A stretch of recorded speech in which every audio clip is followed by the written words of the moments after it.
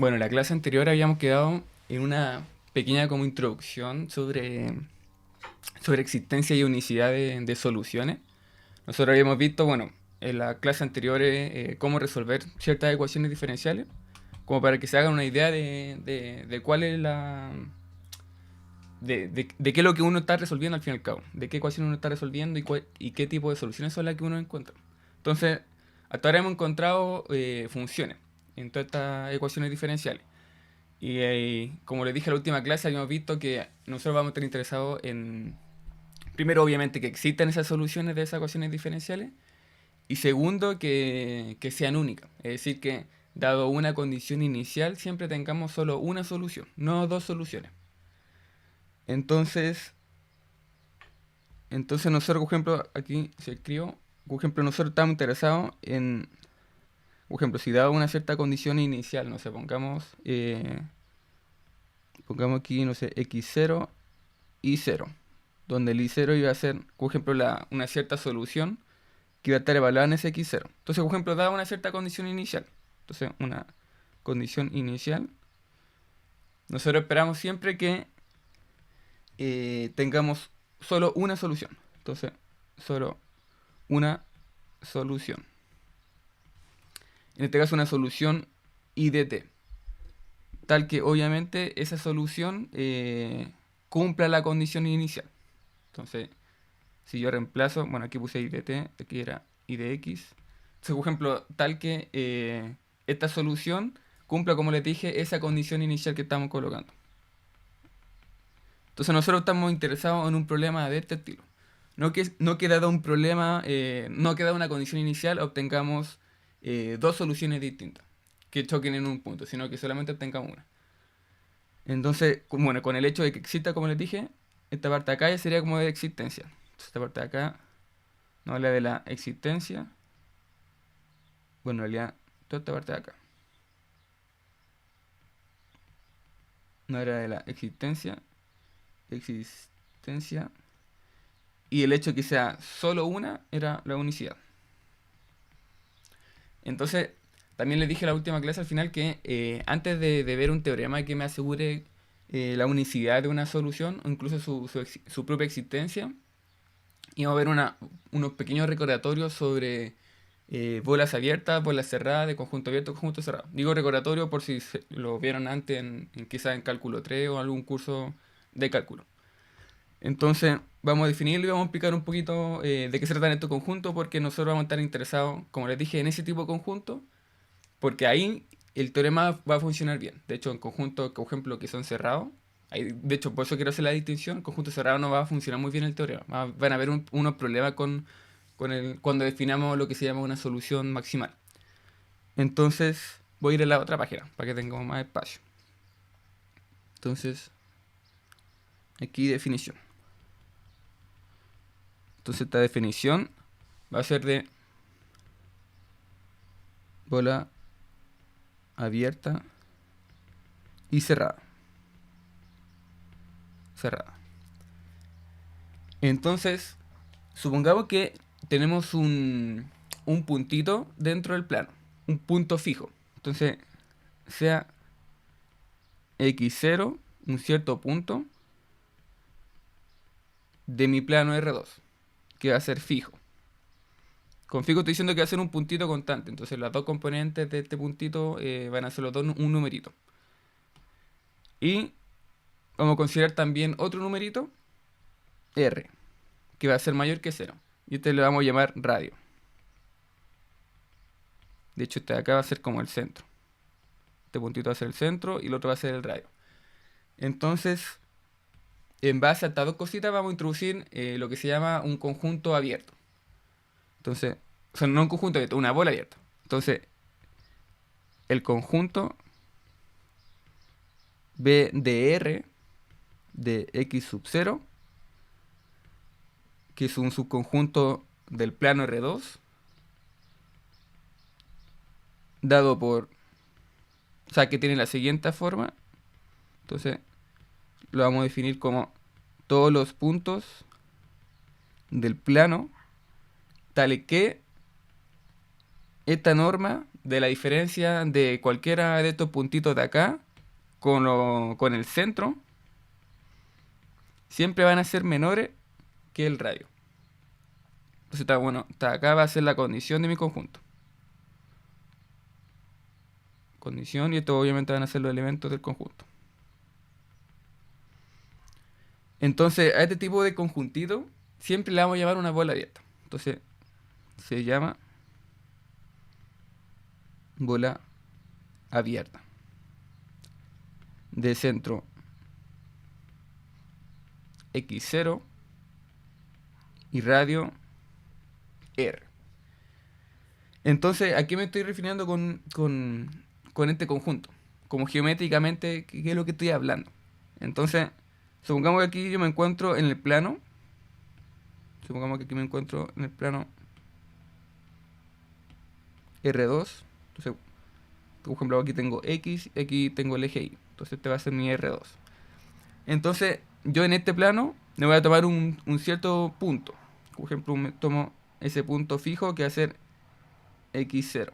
Entonces x0, o sea, pongamos que va a ser, las componentes van a ser x0, y0. Obviamente esto de acá no es lo mismo que esto acá.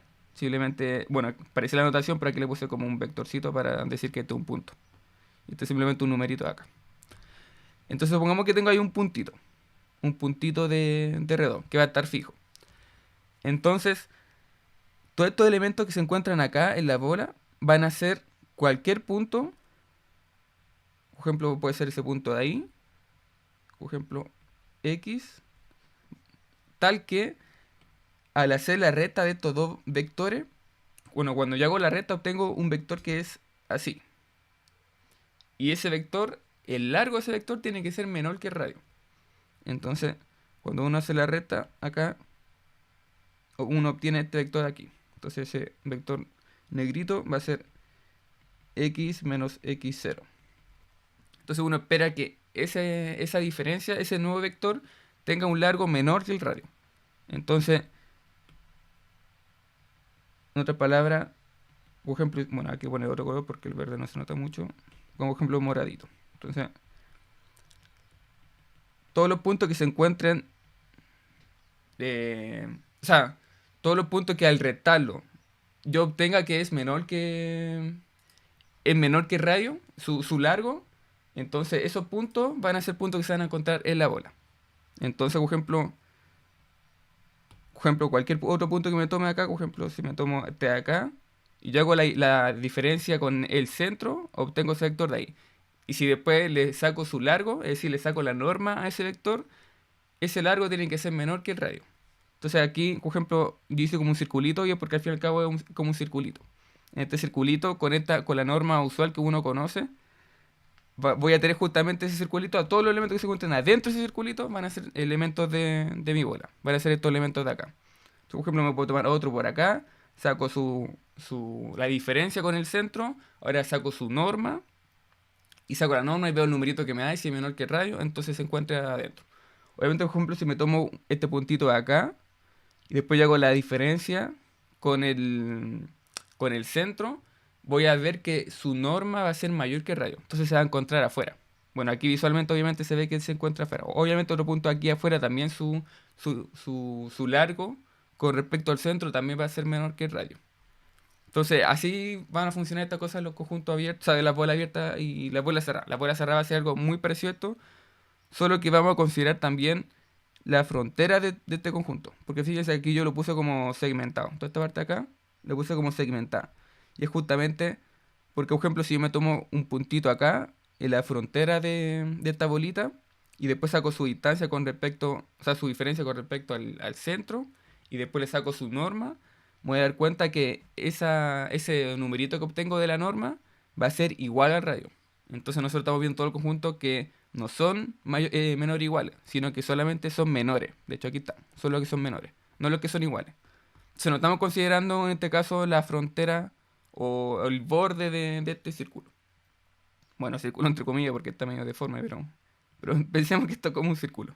Y este va a ser el centro. Entonces cualquiera de estos puntitos siempre se van a encontrar dentro de mi círculo. Entonces todos esos puntitos que se encuentran adentro van a ser parte de mi bola. Y De esta forma me defino una bola cerrada. Entonces, pongamos aquí en B. Entonces, el conjunto B de R, que en este caso vamos a poner una rayita encima, X0, que se va a encontrar dentro del plano, dado por...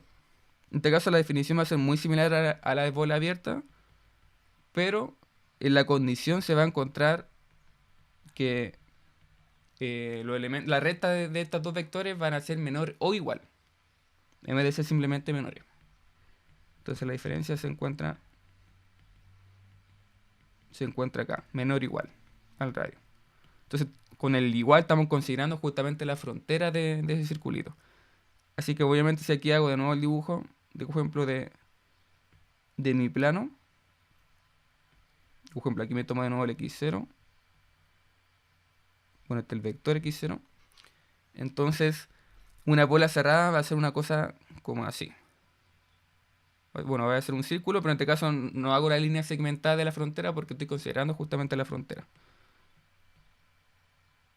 Y obviamente esto va a tener radio R. Entonces, obviamente, en este caso, como les dije, aparte de considerar los elementos que se encuentran adentro de la bola, también voy a considerar lo que se encuentran en la frontera. Obviamente cualquier puntito que se encuentra afuera, si yo después saco la distancia o la recta con respecto al centro, obtengo ese vector de ahí. Luego, si saco su norma, obtengo un vector que claramente es más largo que un radio, que este radio de acá. Entonces, por eso que se encuentra afuera. Entonces, así van a ser más o menos como la bolita abierta con esta norma y así van a ser más o menos la bolita cerrada. Que al fin y al cabo igual sería como esta cosa acá. De hecho, podríamos copiarla. Igual va a ser como algo acá, pero que esto está como muy deforme. Entonces, vamos a borrar esta cosa de acá. Y va a ser como algo así. Va a ser como algo así, pero no tiene la frontera. Entonces, como ejemplo, le hacemos como línea segmentada aquí a la frontera, para decir que no la contiene. Entonces va a ser como una cosa como así. Entonces es como la diferencia como visual de una bola abierta y una bola cerrada. Entonces uno se está preguntando, bueno, ¿y para qué me sirve definir estas cosas? Bueno, porque con esto yo me defino lo que se llama los conjuntos abiertos y los conjuntos cerrados, en base a estas bolas abiertas y bolas cerradas. Entonces esa es la siguiente definición. Bueno, aquí no puse que esto se llama una bola cerrada. De hecho, bueno, pongamos aquí. Esto se llama bola cerrada de centro x0 y radio r minúscula. Entonces, eso, ahora definamos, como le dije, los conjuntos abiertos y los conjuntos cerrados. Entonces vamos a ir a la otra página, porque aquí me estoy quedando sin espacio. Entonces, escribamos aquí definición. Definición. Conjuntos abiertos y cerrados. Entonces, sea un conjunto cualquiera A que se encuentre dentro de mi plano R2. Entonces, vamos a partir con la definición de un conjunto abierto. Entonces se dice que A es un conjunto abierto si en cualquiera de los elementos que se encuentran en A, es decir, en todo punto X de A, con cualquiera que se encuentre dentro de A, con el que sea, siempre vamos a poder construir una bola abierta de centro, bueno, del centro de ese mismo elemento. Entonces, se puede construir una bola abierta de centro X. X vector. Y esta bolita tiene que estar, bueno, siempre va a poderme construir una bolita de forma tal que siempre, toda esa bolita se va a encontrar dentro de A. Entonces va a estar completamente contenida en A. Con esto me estoy refiriendo que necesariamente la bolita que va a estar centrada en ese elemento que me estoy tomando de A, siempre va a estar, obviamente, toda la bolita dentro de A. No hay ningún puntito de la bolita que va a estar afuera. Siempre todo tiene que estar adentro. Entonces, otra forma de decir esto es que A es abierto si y solo si para cualquier elemento que me tome de A, siempre va a existir un cierto radio, tal que, o en otra palabra, va a existir una cierta bolita de ese radio R, que va a estar centrada en ese X, y se va a encontrar en A. Entonces así, si nosotros acá, por ejemplo, hiciéramos un dibujito en el plano, para que se entienda mejor de forma visual, supongamos que tengo, por ejemplo, ese conjuntito de ahí es mía. Entonces este conjunto acá es abierto siempre y cuando, por ejemplo, yo me tomo aquí, no sé, me tomo este puntito de acá, que voy a llamarle X, o sea, X vector. Entonces siempre voy a poder construir una bolita. Por ejemplo, yo podría construir, por ejemplo, esa bolita abierta de ahí. Por ejemplo, bueno, así se construye esta de acá, obviamente esta no está totalmente contenida en A, porque por ejemplo toda esta parte de acá se encuentra afuera. Pero, por ejemplo, si me tomara algo más pequeñito como eso, con solo existir una, porque ahí dice existe un radio. Entonces, por ejemplo, para ese radio se va a encontrar totalmente contenida. Entonces ahí la bolita está siempre adentro y justamente me puede construir una bolita. De hecho, puedo construirme más de una. En este caso, por ejemplo, puedo construirme una así, así, ir agrandándola o ir disminuyéndola incluso. Pero en este caso existen muchas. Pero obviamente tengo un tope, por ejemplo, no puedo pasar porque, por ejemplo, no puedo hacerlo para ese radio porque obviamente ahí voy a tener elementos que se van a encontrar afuera. Pero mientras los elementos se encuentren todos adentro, entonces sí puedo tener una bolita abierta. Por ejemplo, en este caso están todos los elementos dentro.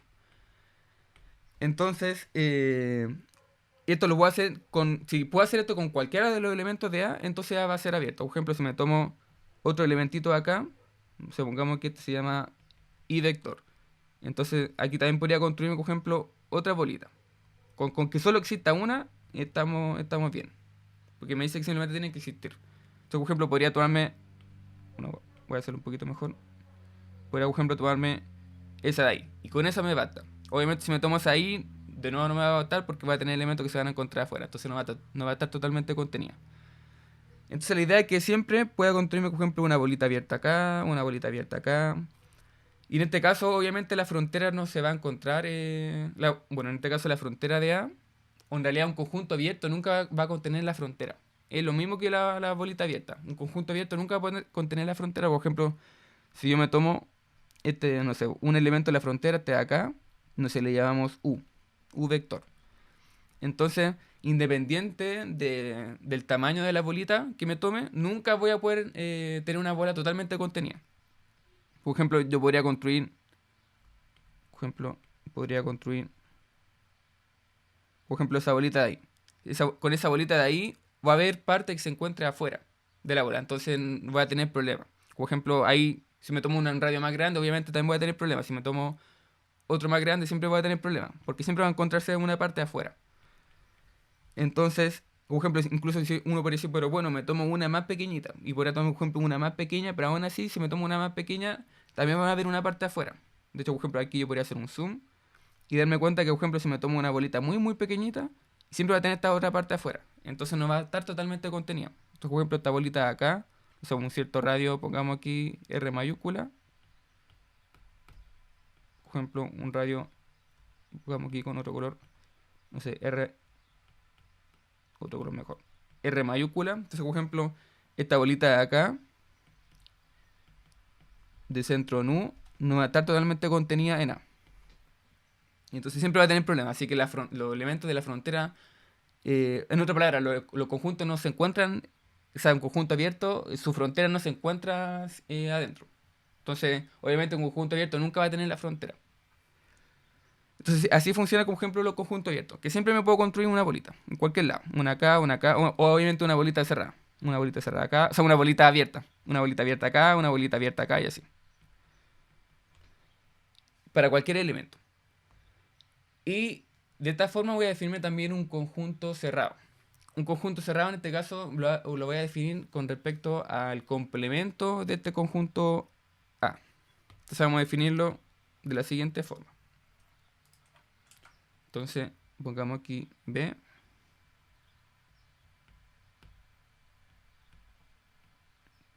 Pero vamos a cambiar aquí el grosor de esto. Ahí sí. Entonces A es un conjunto cerrado. Sí. Bueno, en este caso ahora vamos a tomar otro A. No necesariamente tiene que ser este de acá. Porque esta ahora es definición. Entonces, por ejemplo, ahora me tomo este conjunto A. Y voy a decir que es cerrado si su complemento. Es decir, con complemento me estoy refiriendo a lo restante a ese conjunto A. Por ejemplo, no sé, en este caso sería el plano R2 menos A. Entonces, yo voy a decir que este conjunto A es cerrado si su complemento es abierto. Abierto. Entonces, ¿qué significa esto? Significa, por ejemplo, que si yo tengo, por ejemplo, si yo tengo un conjuntito acá, este de acá va a ser A. Bueno, aquí lo hice a propósito, como ejemplo, las líneas de la frontera la hice a propósito como todas continuas, a diferencia de las de acá. Y porque justamente un conjunto cerrado va a contener también su frontera. Entonces, por ejemplo, voy a decir que este es cerrado siempre y cuando, por ejemplo, su complemento habíamos dicho que era abierto. Entonces, por ejemplo, en este caso el complemento debería ser todo lo que no se encuentra en A. Entonces sería como una cosa como, bueno, si tomamos esta parte de acá, la pegamos acá, entonces el complemento debería ser como, debería ser una cosa así, debería ser todo lo que se encuentra afuera, si toda esta parte de acá. Todo lo que se encuentra afuera del conjunto A, esto debería ser el complemento de A. Que serían aquí el plano menos A. Entonces, en este caso, claramente esto va a ser cerrado porque, por ejemplo, si yo me considero, va a ser la misma idea que hicimos delante. Por ejemplo, si me tomo aquí un puntito acá y yo puedo en este caso dibujar una bolita abierta, independiente de su radio, puedo dibujar una que esté centrada ahí. Por ejemplo, aquí puedo, cerca de acá, por ejemplo, muy cerquita del conjunto A, puedo hacerme una bolita, por ejemplo, de ese tamaño. No importa de qué tamaño, o sea, no importa si me tomo un conjunto, o sea, o sea, en este caso puedo tomar, por ejemplo, una bolita pequeña. Quizá no puedo hacer una grande, pero con que exista una pequeñita, estamos bien. Que se encuentra obviamente dentro del complemento. Lo mismo acá, por ejemplo, si me tomo una más cerquita todavía, puedo construirme una bolita muy pequeñita. Que se encuentra totalmente contenida en el complemento. Por ejemplo, aquí, no sé, por acá puedo construirme una más o menos mediana, una más grande todavía. Con que solo puedo construirme una, estamos bien. Entonces, en ese sentido, puedo tomar cualquiera de los elementos del complemento y construirme una bolita. Así que en este caso estamos hablando de que el complemento es un conjunto abierto. Así que de esta forma el A va a tener que ser cerrado. Entonces así se va a definir, al menos para nosotros, el tema de los conjuntos abiertos y conjuntos cerrados. Existen otro tipo de definiciones con respecto al conjunto cerrado y conjunto abierto. O sea, especialmente con el conjunto cerrado existen otro tipo de definiciones, pero nosotros vamos a ocupar esta que es un poquito quizá más sencilla. Entonces, en base a esto, creamos una siguiente observación. Entonces, observación. Entonces, para todo, para todo elemento del plano y con radio mayor que 0, vamos a tener que además estas bolitas que yo me definí al principio, las bolas abiertas y las bolas cerradas, también van a ser conjunto abierto y conjunto cerrado. También cumplen esta definición de acá de conjunto abierto y conjunto cerrado. Entonces, además de ser bola abierta y bola cerrada, son conjunto abierto y conjunto cerrado. Entonces, para todo X en R2 y para todo radio, siempre va a tener que, como ejemplo, la bola abierta es un conjunto abierto.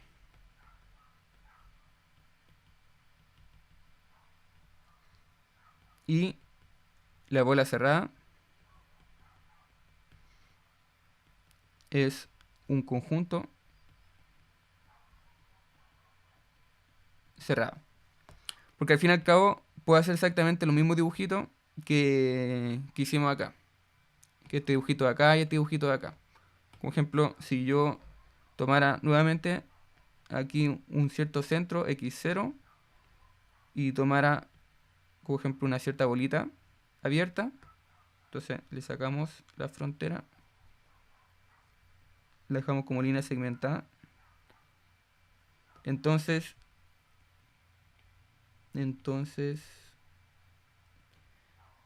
por ejemplo, en esta bolita, nuevamente puedo hacer el mismo análisis. Puedo tomar un puntito de acá y puedo construirme una bolita. Por ejemplo, podría construirme esa bolita abierta. Por ejemplo, podría aquí construirme otra bolita abierta, ¿cachai? Y no sé, po, aquí muy cerquita podría construirme otra bolita abierta. Va a ser más pequeña que la otra, pero con que me pueda construir una estamos bien. Aquí lo mismo. Obviamente, si me tomo el centro, como ya hemos dicho, el centro no se encuentra dentro de la bolita abierta. Así que no tenemos problema ahí. Entonces, siempre me puedo construir. Con cualquier puntito siempre me puedo construir una bolita. Con un cierto radio. Entonces, obviamente, en ese sentido, se va a tener que la bola abierta van a ser una bola cerrada. O sea, la bola abierta van a ser unos conjuntos abiertos. Y lo mismo ocurre con la bola cerrada. Con la bola cerrada, justamente puedo, si me tomo, por ejemplo, la bola cerrada, me tomo su complemento, podría hacer exactamente lo mismo. Entonces podría decir, bueno, las bolas cerradas también van a ser conjuntos cerrados. Entonces, ahora que tenemos una idea más o menos de cómo funciona esta cosa, los conjuntos abiertos, conjuntos cerrados, presentemos el teorema del que estamos hablando, del teorema de unicidad de ecuaciones diferenciales. Entonces nosotros vamos a estar trabajando bajo este tipo de conjuntos, conjuntos abiertos, conjuntos que no van a tener la frontera. Porque de hecho nos vamos a dar cuenta un poquito más adelante que si nosotros consideramos la frontera en este caso, si consideramos la frontera de donde vamos a estar definiendo esta cosa en el teorema, vamos a tener ciertos problemas con las soluciones. Entonces, teorema.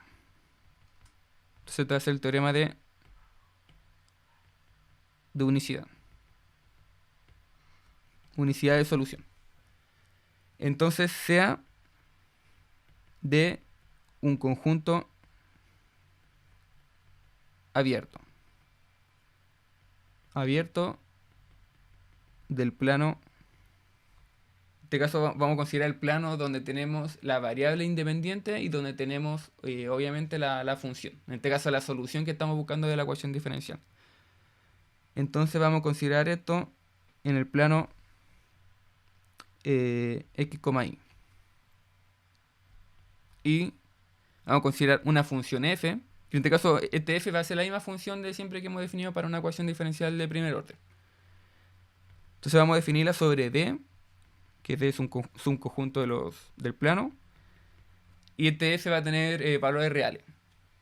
Entonces vamos a considerar en este teorema de que esta función f, que es la función que aparece en mi ecuación diferencial, es una función continua dentro de este conjunto abierto D. Entonces es una función continua en D. Así como pequeño paréntesis, recordemos que siempre cuando hablo de funciones continuas, tengo que hablar de dónde es continua. De hecho creo que lo había mencionado antes, pero hay que recordar eso. Siempre hay que mencionar dónde se continúa en un conjunto, en un punto, o dónde es continua. Entonces en este caso va a ser continua en D. Entonces, supongamos, además, que f tiene derivadas parciales en todo el conjunto D. Es decir, que existen sus derivadas parciales. Si yo la derivo, por ejemplo, con respecto a la primera variable x y lo derivo con respecto a la otra variable y, entonces esas derivadas van a existir. Entonces, van a existir y además vamos a pedir que la derivada con respecto a i sea continua dentro de D. Y que la derivada con respecto a i es continua en D. Entonces, suponiendo todas estas cosas, tomemos un cierto puntito de mi conjunto D, que va a ser fijo. Que en este caso estos puntitos van a ser mi condición inicial. Entonces sea un cierto puntito de mi conjunto abierto D, que va a ser fijo. Entonces, la siguiente edo, en este caso vamos a tener la edo, bueno, de primer orden, que va a ser igual a nuestra función f de x de y. Bueno, a veces lo escribo esto como t, pero simplemente aquí cambié el nombre, da igual, no, estamos hablando de lo mismo. Simplemente es una letra más, una letra menos. Pero en este caso le puse como x. Entonces, vamos a tener que esta edo con la condición inicial, con esta condición inicial, de hecho esto vamos a llamarle una edo, esto va a ser mi condición inicial. Entonces vamos a ver que con todas estas condiciones y con esta edo se va a tener que se tiene una solución. Vamos a tener una solución U definida en un intervalo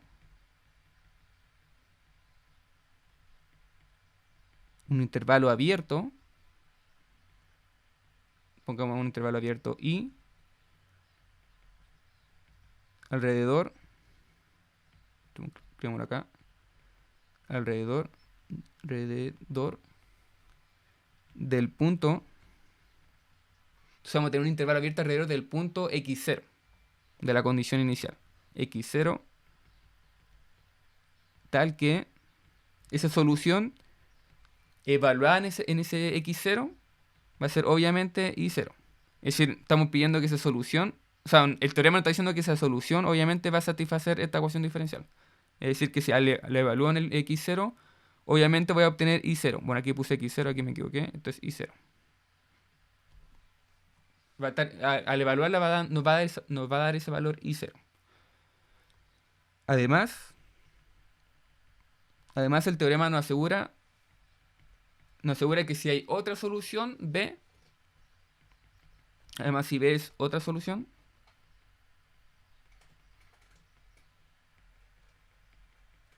pongamos aquí definida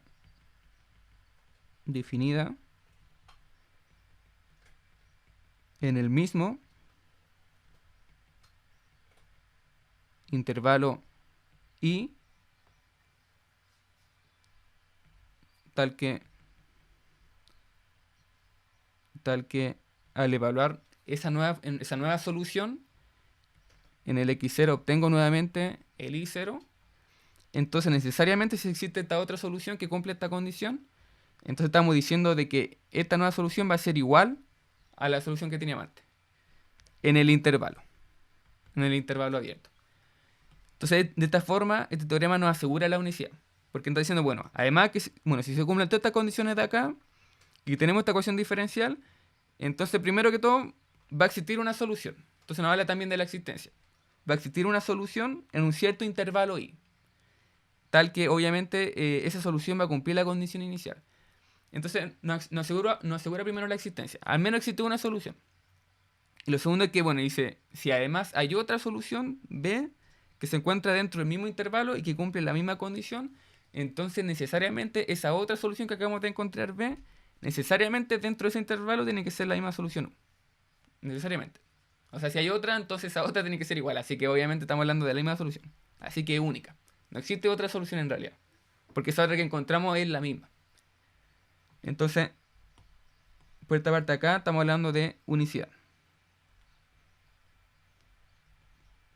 Y está diciendo que son iguales dentro obviamente del mismo intervalo que estamos hablando. De hecho, esta parte de acá no habla de la existencia. existencia. Entonces, hay una solución. De hecho, bueno, yo aquí puse simplemente unicidad, pero también pongamos aquí existencia. Existencia y unicidad. Entonces, si el día de mañana queremos saber si una EDO tiene una solución única y tiene una solución en una cierta condición inicial, tenemos que ver esta condición de acá. Eso sí, este teorema es un teorema de condiciones suficientes. Es un teorema de suficiencia. ¿Qué quiere decir esto? Quiere decir que, o sea, el teorema me dice, bueno, si tiene estas condiciones, se va a cumplir esto. Es decir, como que no nos dice que estas condiciones tienen que ser necesarias. No nos dicen que sí o sí necesito cumplir estas condiciones para que exista solución. Es decir, el día de mañana podríamos encontrarnos con una EDO que no satisfacen estas condiciones, pero aún así puede tener una solución única. Aún así puede existir una solución. Entonces este teorema simplemente nos dice, bueno, si cumple estas condiciones, se cumplen lo que nosotros queremos. Pero el día de mañana podría haber otra EDO que no necesariamente la cumple. Y que aún así tiene una solución única. Entonces por eso esto es un teorema de suficiencia. Simplemente me dice, bueno, con estas condiciones es suficiente para que se cumpla. Quizás no son tan necesarias, pero son suficientes. Si las tengo, estamos al otro lado. Porque, bueno, esto como haciendo una distinción con ciertos teoremas que a veces son de condiciones necesarias. Por ejemplo, que sí o sí se tienen que cumplir esas condiciones. O sea, si estamos hablando, por ejemplo, en este caso, de una solución única, sí o sí se tienen que cumplir estas condiciones. Este teorema no nos dice esto. No nos dice que si una solución es única en una EDO, entonces necesariamente se tienen que cumplir estas condiciones. No nos dice eso. Nos dice que simplemente son suficientes. Bueno, si se cumple, se va a cumplir lo que nosotros queremos. Nada más. Entonces, eso con respecto a este teorema. Así que podemos escribir una pequeña observación con respecto a esto. Entonces, observación. Entonces, cuando hablamos de solución, también estamos hablando del intervalo en el cual está definida la solución. O sea, fíjense que está definida en este caso la función. Me pongamos solución, la función. Entonces, fíjense que cuando yo le hablo que existe esta solución U, estamos diciendo que está definida en un cierto intervalo. Entonces, cuando hablemos de soluciones, siempre estamos hablando de un intervalo. Si encontramos otra función que está definida en un intervalo quizá un poquito más grande, un poquito más chico, entonces estamos hablando de otra solución. Entonces, siempre cuando hablemos de solución va a estar asociada a un intervalo. Con otro intervalo, como ejemplo, por eso, no sé, pongamos que obtuve una solución U igual a X, por decir algo simple, que va a estar definida, no sé, entre 0 y 1. Y supongamos que después encuentro la misma función, pongámosle U de barra, pero va a estar definida, por ejemplo, entre 1 y 2. Encontré otra solución así. Entonces, esta de acá va a ser otra solución por el simple hecho de que se encuentra en otro intervalo. En este caso, esta va a ser otra solución porque se encuentra entre otro intervalo. Entonces, con cada intervalo va a tener una solución distinta. Entonces, hago esta distinción porque de esta forma vamos a hablar de lo que se llama las soluciones, de la continuación de una solución y de soluciones maximales. Entonces, por eso que puse aquí que cuando hablamos de una solución también estamos hablando del intervalo donde está definida esa función. Así que, si escribimos un poquito lo que dije recién, entonces sería, así que, si tengo, por ejemplo, una solución U barra, que va a estar definida en un cierto intervalo I de barra, entonces, o sea, donde esta función sea una solución, entonces otra solución, que va a estar definida en otro intervalo, tal que, o sea, me enredé un poquito. O sea, por ejemplo, si ya tengo una solución que va a estar definida en este intervalo I de barra, Y tengo otra solución que va a estar definida en este otro intervalo, tal que los dos compartan el mismo comportamiento dentro de un cierto intervalo. Entonces vamos a estar hablando de que estos dos van a ser soluciones, solo que van a ser soluciones en distintos intervalos, como lo había dicho recién. Entonces, o sea, tal que estos dos son iguales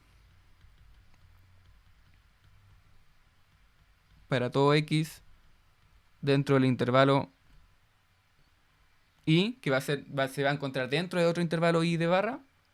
Entonces también va a ser solución.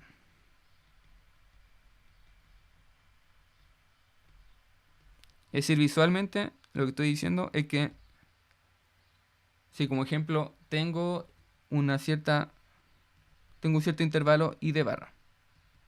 Entonces aquí tengo definido mi cierto x. Entonces este es mi eje x. Entonces aquí tengo definida también mi solución. Entonces esto va a tener una cierta forma, nos supongamos que tiene esa forma de ahí. Entonces esa forma es por esta función u de barra.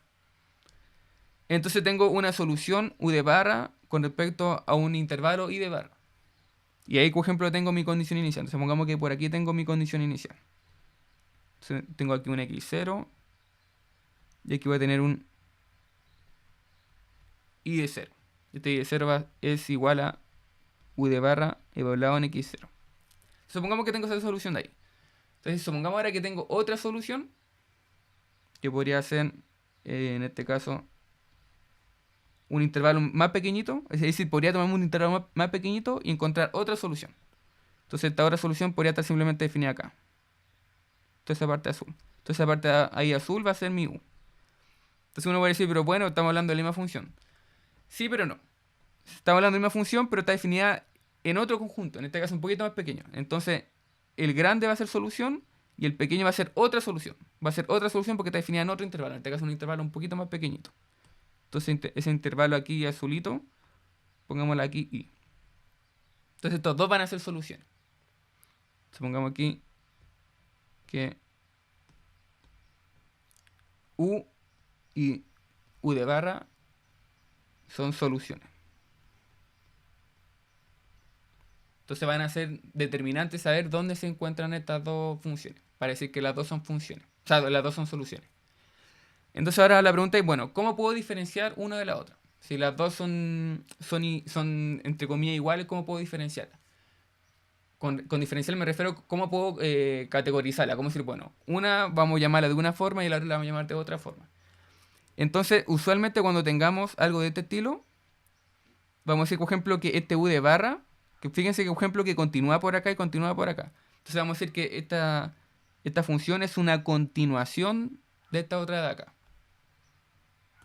Entonces, y en este caso podemos decir, por ejemplo, que esta continúa por la derecha o continúa por la izquierda. Entonces, de esta forma como que vamos a diferenciarlo un poquito.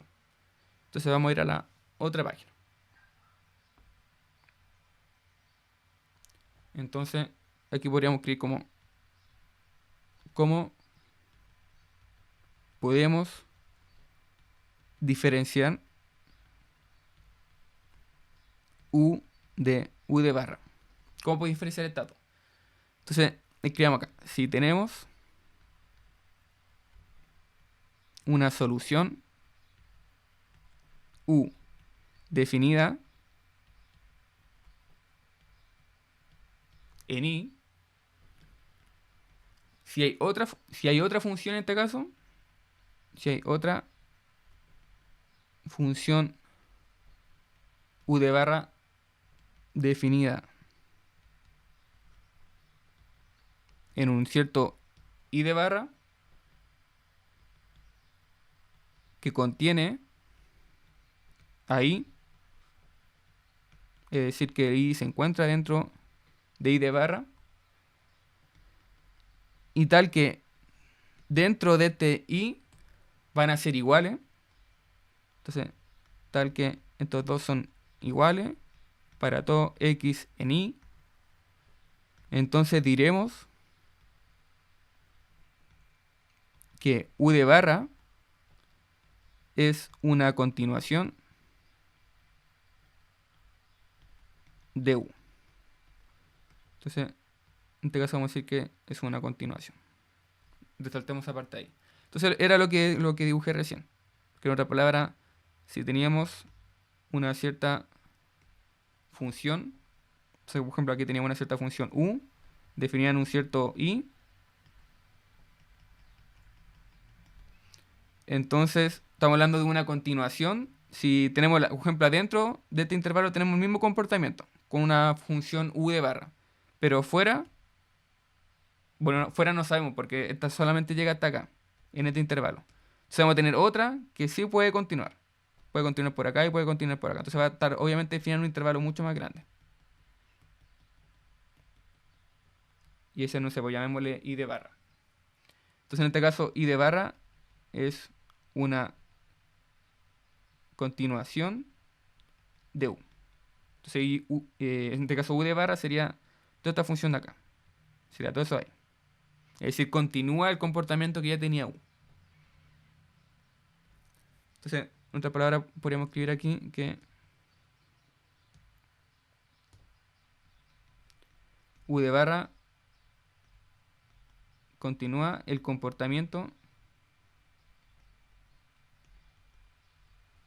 de u en un intervalo mucho más grande. Intervalo mucho más grande. Bueno, no pongamos más grande. Más grande. Entonces, de eso, así vamos a estar hablando de una continuación de una cierta función o de una cierta solución.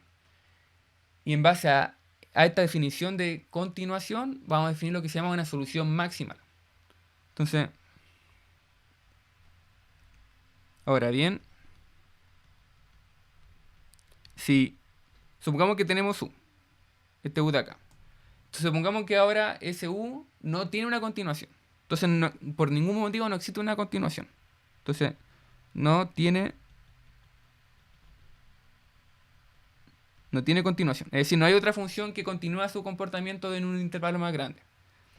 Entonces, diremos que u es solución maximal. Entonces, cuando una función, una solución no tenga una continuación, va a ser maximal. Entonces, a esto me refiero cuando hablaba de solución maximal. De hecho, creo que lo había mencionado en otra clase, como una cierta condición. A esto me voy a estar refiriendo siempre cuando tengo una cierta solución. Entonces, en otras palabras, si vuelvo a hacer el mismo dibujito de acá, definen un cierto intervalo y entonces solamente tengo eso ahí. No tengo nada más. No tengo una continuación por acá ni tengo continuación por acá. Entonces, si no existe ningún tipo de continuación por ninguno de los dos lados, ni por la derecha, ni por la izquierda, entonces vamos a decir, bueno, esta cosa de acá va a ser una solución máxima. Si solamente se queda así, no hay más allá. Entonces, pongamos aquí. Si no continúa por la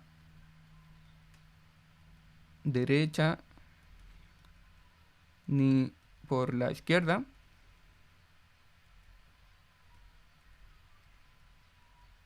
entonces u es máxima. Entonces es una solución maximal. U es maximal en realidad. Entonces, así vamos a distinguir ahora las soluciones. Por soluciones que continúan otras soluciones o soluciones que son maximales. Entonces, bueno, esto lo dejaríamos hasta acá. Llegaríamos a materia. Continuaríamos el viernes con un poquito de materia y veríamos nuevamente algunos ejercicios de cómo ver cuáles son mis soluciones maximales. O de hecho vamos a definir también otra cosa que se llama los intervalos maximales. Pero eso lo vamos a dejar para la próxima clase. Entonces, si no hay dudas, lo dejaríamos hasta acá. Así que, ¿hay dudas? Sí, no, no, sí, no. Yo tenía una duda, pero no es Sí, como tanto sobre esto en general, sino sí, dime. ¿qué libro recomendarías tú como para leer o algo así como para complementar?